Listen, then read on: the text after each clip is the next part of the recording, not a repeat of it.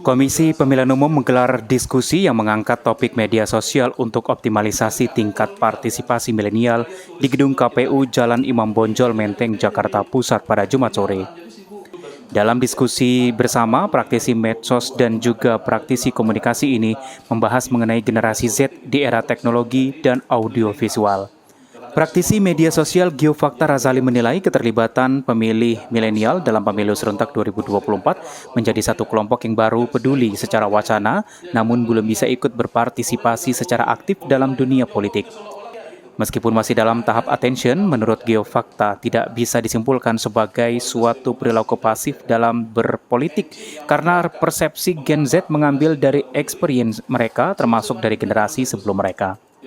Sementara itu menurut praktisi komunikasi Nona Evita, pemilih milenial atau Gen Z sadar betul akan politik, namun bagaimana kesadaran tersebut dapat diimplementasikan. Nona mengakui gap utama kaum milenial untuk turut berpartisipasi aktif dalam proses pemilu adalah media sosial. Namun menurut Nona, Gen Z tidak langsung percaya akan sebuah informasi, mereka akan memverifikasinya ke media mainstream.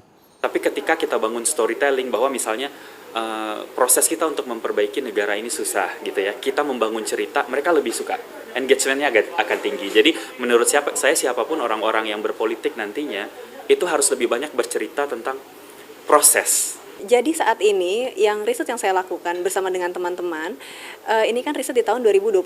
Sementara kita harus melihat lagi, harus riset ulang di tahun 2023 dan 2024.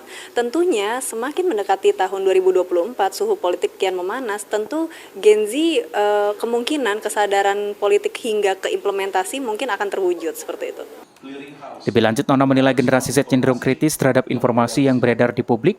Berdasarkan riset, mereka memverifikasi langsung berbagai berita, sehingga keberadaan berita hoax yang disebarkan buzzer bisa ditekan sejak awal. Muhammad Ridwan, JAK TV.